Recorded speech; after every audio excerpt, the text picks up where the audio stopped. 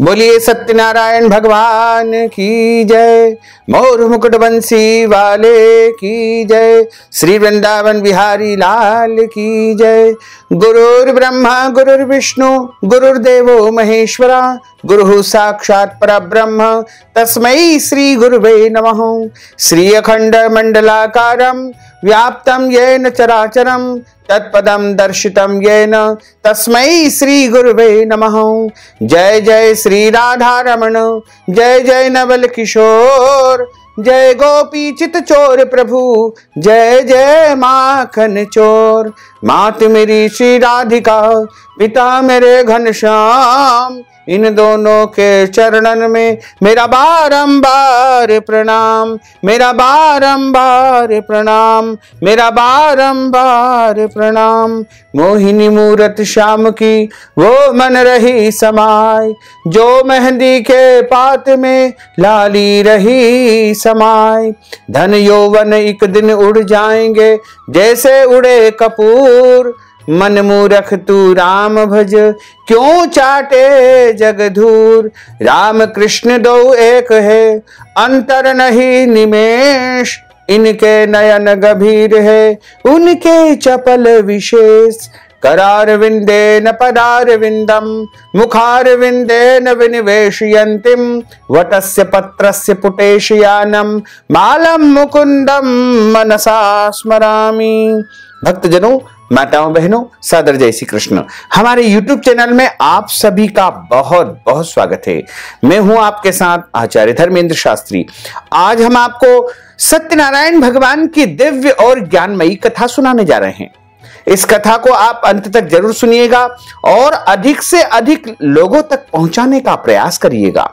कथा हमेशा ब्राह्मण के मुख से सुनना चाहिए और कथा श्रवण करने के पश्चात ब्राह्मण को अपनी श्रद्धा तथा भक्ति के अनुसार कुछ न कुछ दान पुण्य दक्षिणा अवश्य ही देना चाहिए, जिससे कथा श्रवण करने का संपूर्ण पुण्य फल प्राप्त हो सकेगा। तो चलिए अब सत्यनारायण भगवान की कथा का प्रारंभ करते हैं। बोलिए सत्यनारायण भगवान की जय। मोर मुकुट बंसी वाले की जय।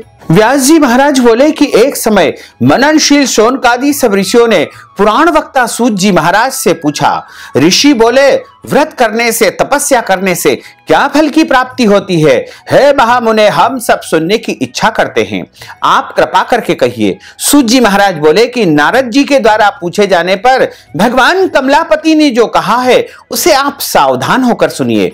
एक समय नारद मुनि परोपकार की इच्छा से अनेक लोकों में भ्रमण करते हुए मृत्यु लोक में मनुष्य लोक में आए और अनेक प्रकार के दुखों से पीड़ित, अनेक प्रकार की योनियों में उत्पन्न अपने कर्मों से दुखी मनुष्य को देख करके किस उपाय से इन जीवों का दुख नाश हो, ऐसा विचार करके भगवान विष्णु के लोक में गए।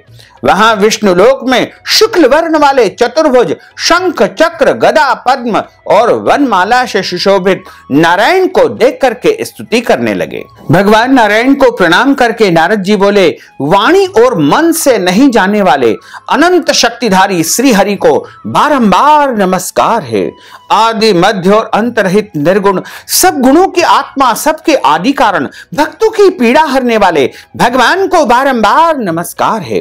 भगवान श्री विष्णु जी नारद जी की स्तुति सुनकर के बोले, हे नारद जी, आप यहां पर किस लिए आए हैं और आपके मन में क्या बसा हुआ है?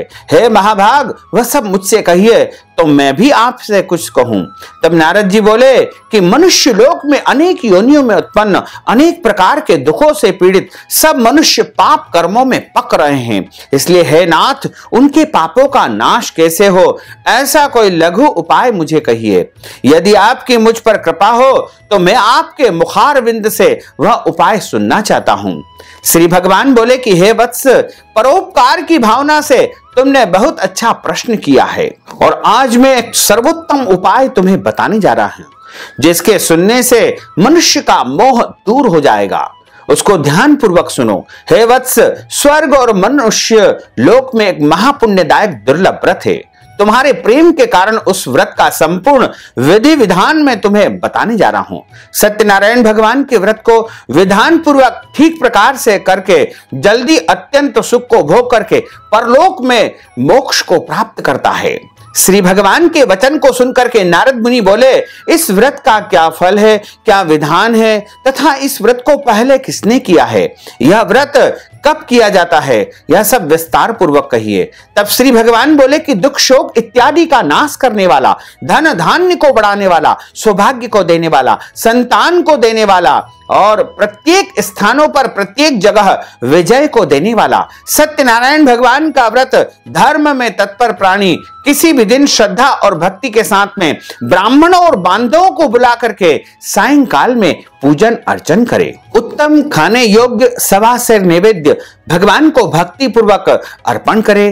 केले के फल, घृत, दूध, गेहूं का चूर्ण इत्यादि सब सामग्री भगवान को समर्पण करे। यदि गेहूं का चूर्ण न हो तो शाली या शक्कर का चूर्ण अथवा गुड़, इन सब पदार्थों को एकत्रित करके भगवान को भोग लगावे। सब मनुष्यों को बुला करके कथा श्रवण करे और कथा हमेशा ब्राह्मण के मुख से ही सुनना चाहिए। कथा सुनने के बाद में ब्राह्मण को श्रद्धा पूर्वक दक्षिणा देवे और बाद में बंधु बांधवों सहित ब्राह्मण को भोजन अवश्य कराए। भक्ति पूर्वक प्रसाद ग्रहण करे, नृत्य गीतादि कराएं और उसके बाद भगवान का स्मरण करते हुए अपने अपने घर को प्रस्थान करे। ऐसा करने से मनुष्यों की मनोकामना निश्चय ही पूर्ण होगी। विशेष करके कलयुग में पृथ्वी तल पर एक लघु उपाय तुम्हें बताया है।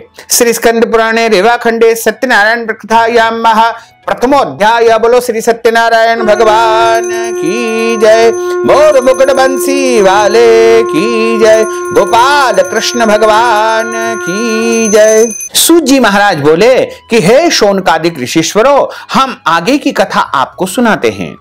जिसने इस व्रत को पहले किया है उसका वृत्तांत कहते हैं। अति रमणीय काशीपुरी में कोई एक अति निर्धन और गरीब ब्राह्मण निवास करता था। भूख और प्यास से व्याकुल होकर के वह ब्राह्मण नित्य पृथ्वी पर भ्रमण करता था।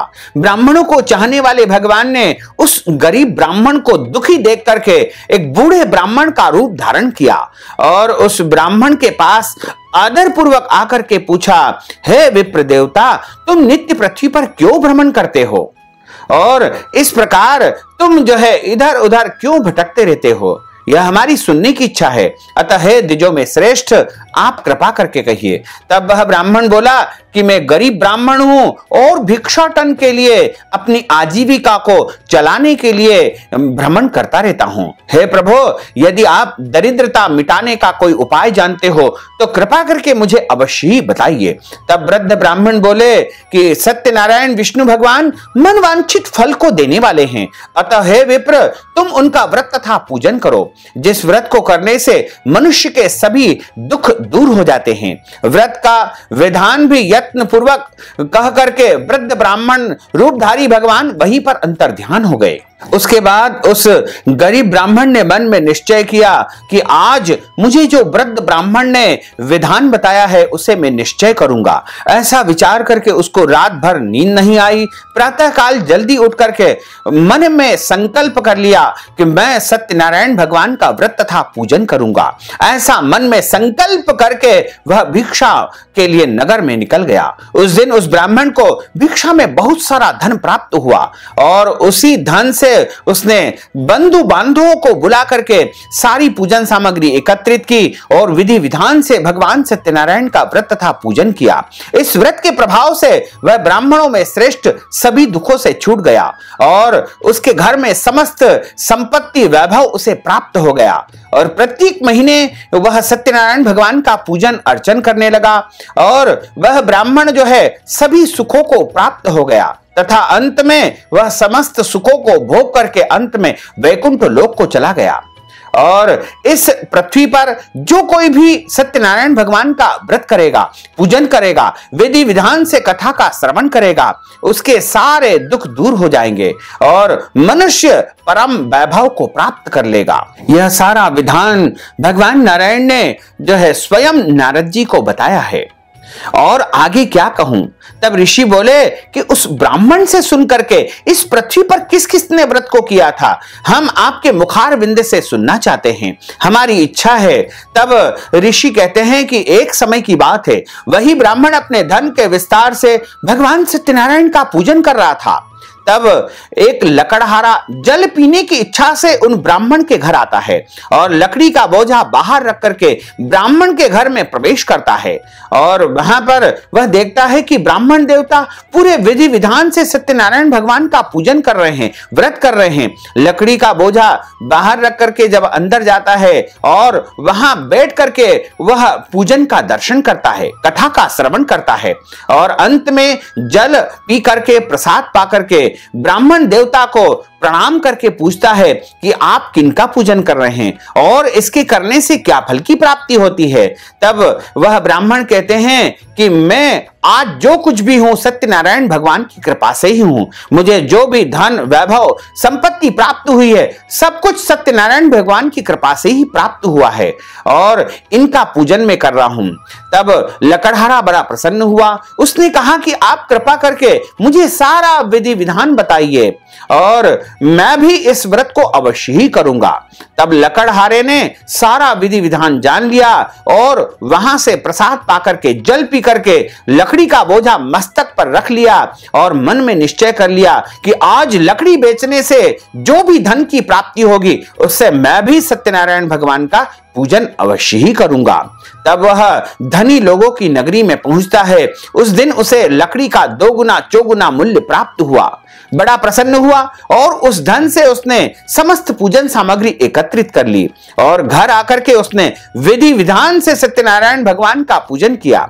भगवान सत्यनारायण की कृपा से उसे धन वैभव संतान पुत्र और सब कुछ प्राप्त हो गया। इस लोक में सुख भोग करके वह लकड़हारा भी वैकुंठ लोक को चला गया। श्री स्कंद पुराणे रेवाखंडे सत्यनारायण व्रत कथा याम महा द्वितीय अध्याय। बोलो सत्यनारायण भगवान की जय। मोर मुकुट बंसी वाले की जय। सूत जी महाराज कहते हैं कि आगे की कथा सुनो। एक उल्कामुख नाम का बड़ा बुद्धिमान राजा था, जितेंद्रिय था, सत्य बोलने वाला था, प्रतिदिन मंदिर जाकर के ब्राह्मणों को दान दक्षिणा दिया करता था और उसकी कमल के समान मुख वाली प्रमुग्धा साध्वी स्त्री थी। उन दोनों ने एक बार भद्रशिला नदी के किनारे पर सत्यनारायण भगवान का व्रत तथा पूजन किया। उसी समय बहुत से धन से परिपूरित एक साधु नाम का बरिया वहां पर आया और किनारे पर अपनी नाव खड़ी करके जहां पर राजा पूजन कर रहे थे उनके पास जाकर के बैठ गया और वह वैश्य बोला कि हे राजन, भक्ति युक्त चित्त से आप किनका पूजन कर रहे हैं, यह सब मुझसे कहिए, इस समय मेरी सुनने की इच्छा है। राजा बोले कि हे साधु वैश्य, पुत्र प्राप्ति की कामना से बंधु बांधवों के सहित अतुल तेजस्वी भगवान सत्यनारायण का हम पूजन तथा व्रत कर रहे हैं। साधु नाम का बनिया बोला कि हे राजन, मेरे यहां भी कोई संतान नहीं है। यदि आपकी कृपा हो तो मुझे भी व्रत का संपूर्ण विधि विधान अवश्य ही बताइए और इस व्रत को निश्चय ही मैं करूंगा तो मेरे घर भी संतान की प्राप्ति हो जाएगी।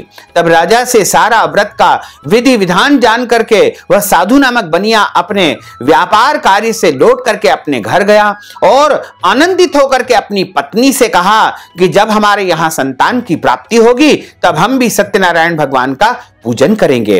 और पतिव्रता उसकी स्त्री भगवान सत्यनारायण की कृपा से आनंदित संसारियों की तरह गर्भवती हो गई। 10वें महीने में उसके यहाँ कन्या का जन्म हुआ। जैसे शुक्ल पक्ष का चंद्रमा बढ़ता है उसी तरह वह कन्या बढ़ने लगी। उस कन्या का नामकरण कर दिया गया और उसका नाम जो है लीलावती ने कलावती रख दिया। और अब जो है साधु से कहने लगी लीलावती कि हमारे यहाँ कन्या का जन्म हो चुका है और कन्या का हमने नामकरण संस्कार भी कर दिया है। क्योंकि आपने प्रतिज्ञा की थी कि जब हमारे यहाँ संतान की प्राप्ति होगी तब हम सत्यनारायण भगवान का पूजन करेंगे।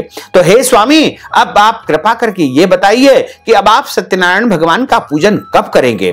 तब साधु बोला कि इतनी भी जल्दी क्या है, इस कन्या के विवाह के समय हम सत्यनारायण का पूजन अवश्य ही करेंगे। ऐसा अपनी पत्नी को आश्वासन देकर वह तो नगर में चला गया। अब कलावती कन्या पिता के घर में बड़ी होने लगी और एक दिन उसने देखा कि कन्या तो विवाह के योग्य हो गई है।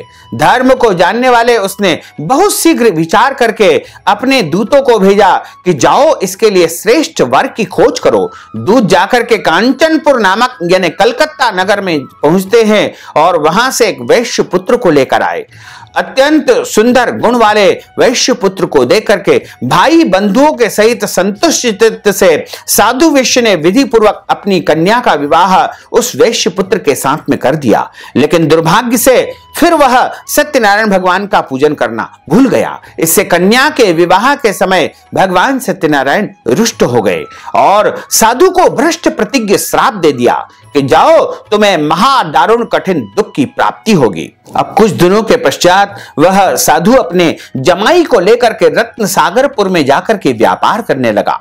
दोनों ससुर जमाई चंद्रकेतु राजा के नगर में पहुंच गए और वहां पर व्यापार करने लगे। लेकिन देव योग से भगवान के श्राप के प्रभाव से एक दिन राजा चंद्रकेतु का धन चोर चुरा करके भाग रहे थे। जहां पर दोनों ससुर जमाई ठहरे थे वहीं पर राजा का धन डाल दिया और अंधेरे में चोर अदृश्य हो गए। राजा के सिपाहियों ने देखा कि राजा का धन पड़ा हुआ है। उन दोनों ससुर जमाई को चोर जान करके हाथ में हथकड़ी डाल दी गई और राजद्वार में पेश कर दिया गया। राजा ने बिना विचारे ही उन दोनों ससुर जमाई को बड़े भारी जेल खाने में डाल दिया गया। भगवान की माया से किसी ने भी उनकी बातों को नहीं सुना। इधर उनकी पत्नी भी बहुत दुखी हो गई क्योंकि घर में जो भी धन था उसे चोर चुरा ले गए। शरीर में पीड़ा, मन में चिंता, अति दुख को जो है वह भोगती हुई दोनों मां बेटी बहुत दुखी हो गई। और एक दिन कलावती कन्या इधर उधर भटकती हुई भूख से व्याकुल होकर के एक ब्राह्मण के घर गई। वहां उसने देखा कि सत्यनारायण भगवान का पूजन हो रहा है और उसने पूजन में सम्मिलित होकर के भगवान का प्रसाद पाया और अपने घर जाकर के अपनी माता से कहा कि हे माता, मैं आज एक ब्राह्मण के घर गई थी और वहां पर मैंने सत्यनारायण भगवान के पूजन को होते हुए देखा। तब उसकी माता ने कहा कि बेटी, हम भी सत्यनारायण भगवान का पूजन अवश्य ही करेंगे। अगले दिन प्रातःकाल पूरे विधि विधान से दोनों मां बेटी ने सत्यनारायण भगवान का पूजन तथा व्रत किया। भगवान उनकी पूजन से प्रसन्न हुए और उनसे जो है दोनों मां बेटी ने मन वांछित वरदान प्राप्त कर लिया और उनसे क्षमा प्रार्थना की। तब राजा चंद्रकेतु को भगवान ने स्वप्न में आकर के कहा कि तुम्हारे कारागृह में 2 वेश्य कैदी है, उन्हें तत्काल छोड़ दो, वो निरपराध है। यदि तुमने उनको नहीं छोड़ा तो तुम्हारा धन पुत्र सर्वस्व में नष्ट कर दूंगा। इसके बाद स्वप्न की वाणी तो अंतर्ध्यान हो गई। प्रातःकाल अपने मंत्रियों को, सभासदों को राजा ने जो है कहा कि मेरे स्वप्न में आज भगवान ने आकर के इस प्रकार की बात कही है। प्रातःकाल राजा ने दोनों वेश्य कैदियों को छोड़ दिया गया, उनकी हजामत करवाई गई, सुंदर वस्त्र उन्हें धारण करवाए गए। जो भी धन उनसे छीना गया था उसे दोगुना करके ससम्मान वहां से दोनों को विदा कर देते हैं। राजा को प्रणाम करके दोनों ससुर जमाई वहां से बहुत सारा धन वैभव लेकर के अपने घर की तरफ प्रस्थान करते हैं। श्री स्कंद पुराणे रेवा खंडे सत्यनारायण तृतीय अध्याय। बोलो सत्यनारायण भगवान की जय। मोर मुकुट बंसी वाले की जय। सूत जी महाराज बोले कि आगे की कथा सुनो। जब साधु वहां से धन लेकर के अपने नगर की तरफ प्रस्थान करते हैं तब उनको जो है भगवान ने परीक्षा लेना चाहिए और भगवान ने दंडी स्वामी का रूप धारण कर लिया और आकर के पूछा कि तुम्हारी नाव में क्या भरा हुआ है।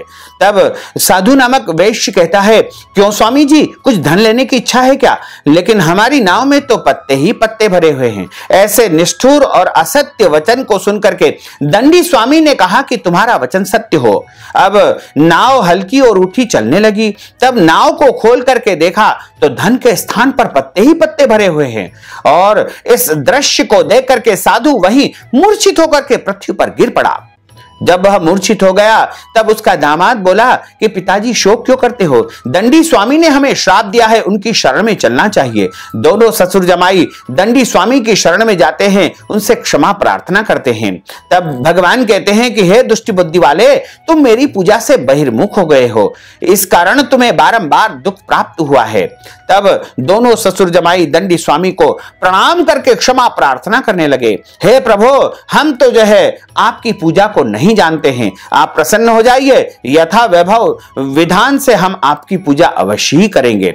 दोनों ससुर जमाई की प्रार्थना को स्वीकार करते हैं भगवान और उनको मनवांछित वरदान देकर के वहां से अंतर्ध्यान हो गए।